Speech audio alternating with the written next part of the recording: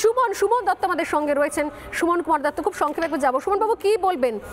বিবেকানন্দ এর আগে ছিল জাতীয় পতাকা, তারপর জাতীয় সঙ্গীত, এখন বিবেকানন্দ, রবীন্দ্রনাথ, এর আগে তো চলছিলই, আর এখন লেটেস্ট রাজনীতির অস্ত্র হয়ে দাঁড়ালো গীতা। কি বলবেন? একসময় মানে গীতা হচ্ছে গীতা ছুঁয়ে যেখানে আমরা শপথ করি। আমাদের ভারতীয় এই সংবিধানের আজকে সংবিধানের পাঠের ক্লাস করাচ্ছিলেন আমাদের আরেক প্রতিনিধি সুমনবাবু কংগ্রেসের তরফ থেকে। সেখানে আমরা আমাদের ভারতীয় আইন গীতা ছুঁয়ে কোথাও শপথ করায় যাহা বলিব সত্য বই মিথ্যা বলিব না, সেই গীতাও চলে এলো রাজনীতির আঙিনায়। গীতাও হয়ে গেল রাজনীতির একটা অস্ত্র, সেটাকে নিয়েও টাগ অফ ওয়ার চলছে। সুমনবাবু, খুব সংক্ষেপে। হ্যাঁ, নমস্কার, শুভ সন্ধ্যা সকলকে। আচ্ছা, একটু আগে এখানে বিভাজনের কথা বলা হচ্ছে।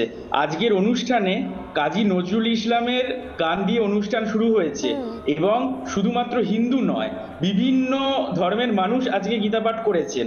সেখানে আমার বক্তব্য হলো, এই যে এনারা বলছেন বিভাজনের রাজনীতি, এখানে বিভাজনটা আমরা কোথায় দেখছি? কেউ কেউ বলছেন গীতা বাড়িতে পাঠ করা ভালো, ধর্মাচরণ ব্যক্তিগত, কিন্তু সেটা বিপণন কেন হবে? আমরা যদি মাঠে সব নাই মিলে একসাথে কোনো পাঠ করি, সেখানে বিপণন কোত্থেকে হলো?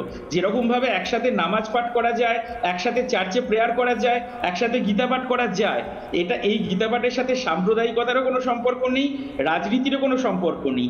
আর যারা বিবেকানন্দর কথা বলছেন, বিবেকানন্দ কি বলেছেন যে একসাথে এতগুলো মানুষ গীতা পাঠ যদি করে সেটা সমালোচনা করতে?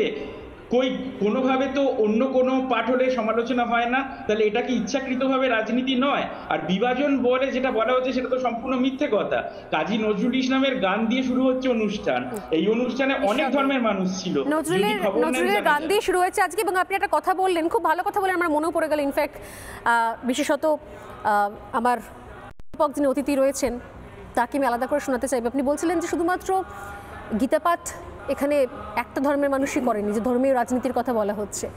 আমি শোনাবো একজনের বক্তব্য, যিনি আজকে এসেছিলেন এবং গীতাপাঠ অনুষ্ঠানে তিনি ছিলেন, পার্টিসিপেটও করেন। আমাদের প্রতিনিধি তার সঙ্গে কথা বলেছে, তার বক্তব্য শুনুন। কলকাতার ব্রিগেড প্যারেড গ্রাউন্ডে লক্ষ্য কণ্ঠে গীতা পাঠের অনুষ্ঠানে অনেক বিশিষ্ট অতিথি ছিলেন, তার মধ্যে জাভেদ ইকবাল, তিনিও অন্যতম ছিলেন। জাভেদ ভাই, আপনি কোথা থেকে এসেছেন, কোন ওয়ার্ড থেকে? কলকাতা জোড়াসাঁকো মন্ডল 3 থেকে। জোড়াসাঁকো মন্ডল থেকে। আপনি কি কোনোভাবে বিজেপি বা সংঘ পরিবারের সঙ্গে যুক্ত? হ্যাঁ, বিজেপি করতে আছি। আজকে এই যে লক্ষ্য কণ্ঠে গীতা পাঠের অনুষ্ঠান, এই অনুষ্ঠানে আপনি এসেছেন এবং গীতা মানে আপনি যে ধর্মের অনুসারী, গীতা তো সেই ধর্মের ধর্মগ্রন্থ নয়, তা সত্ত্বেও আপনি এসেছেন এবং এই অনুষ্ঠানে অংশ নিয়েছেন। এটা দেখেই সবাই খুব উৎসাহিত। আপনি কি ভাবনা থেকে আজকের অনুষ্ঠানে এলেন? এখানে ভাবনা যে গীতা পাঠ যে হয়েছে, আমরা খুব এখানে আনন্দ লাগলো কি গীতা পাঠ কীভাবে হয়। আমরা মুসলমান ওখানে বলে কি না, ওখানে গেলে অন্য কোনো কথা বলে, মানে এখানে কোনো কথা নেই।